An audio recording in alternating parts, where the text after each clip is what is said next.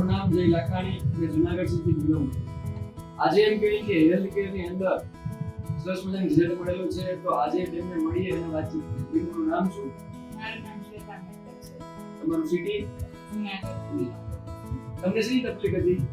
Weight loss કરવા માટે આવી.